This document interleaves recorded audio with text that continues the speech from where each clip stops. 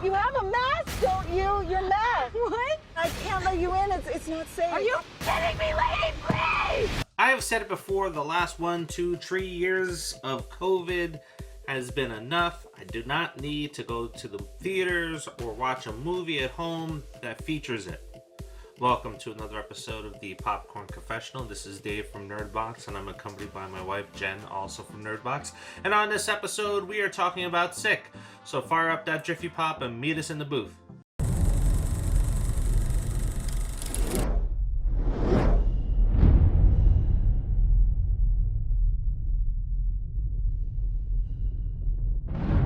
This is Brian O'Holler, and you're watching the Popcorn Confessional on the Nerdbox.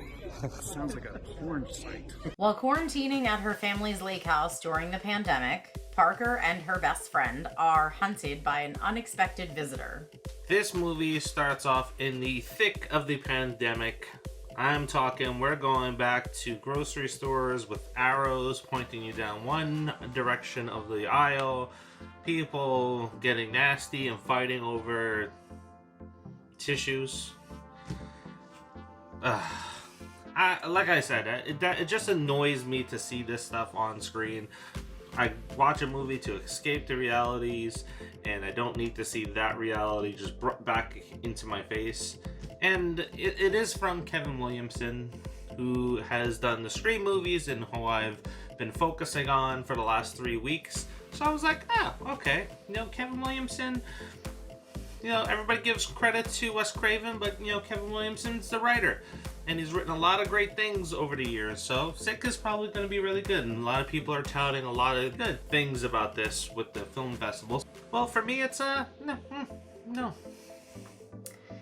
I really enjoyed it. So I liked that there were two badass female characters. I thought they did a really good job of kicking some ass. And while I wasn't thrilled about the whole pandemic thing, what I did like was this was a different take on it. This wasn't like, oh, we're just quarantining and some like paranormal shit happens. There's an underlying thing that's going on in this movie with the pandemic, and it's about like consequences for your actions.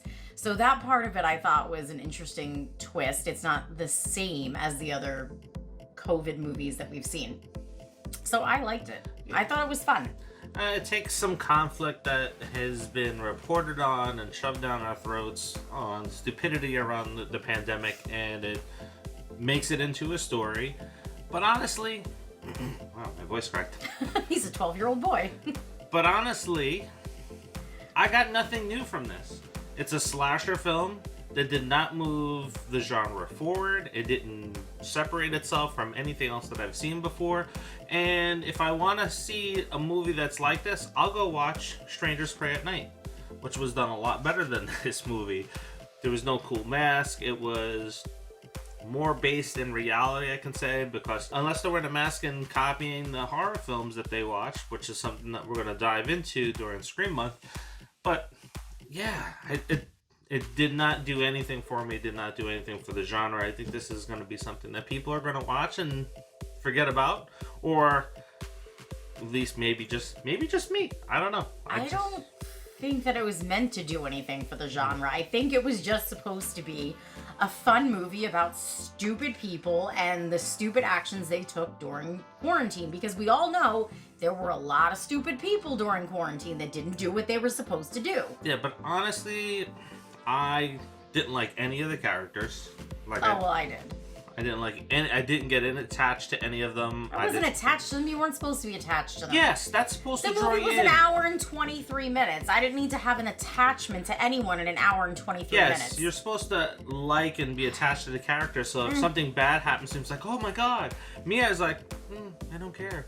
And then for the killer, what was he? Superhuman? He's fucking throwing people across the rooms like he's Jason and Michael Myers? No, not for me. He threw a girl. Okay, the girl we're speaking of was in the movie Blockers. This chick is like, she's shorter than me. I'm only 5 feet tall. She's shorter than me. She is like 4'10" and probably weighs like 85, 90 pounds soaking wet. This guy was big, so did you forget the intro? That's what really turned me off. Is there's just like Scream. There's the opening kill scene, and this happens between a guy and another guy, and he did the same thing. He just stuck him. It's like he didn't toss him. He did. He went through a closet. He fell asleep several times, so don't listen to him. Look, I went back and watched the movie on my own, and I still didn't like it. You didn't watch the whole thing. Yes, I did. I watched the beginning. I watched the end. Did not like it, and I was very happy to say that this is going to be my rating, and I'm going to start off that my rating is this one's good to take a nap to. What's your rating? You take a nap to everything, and I would watch it again.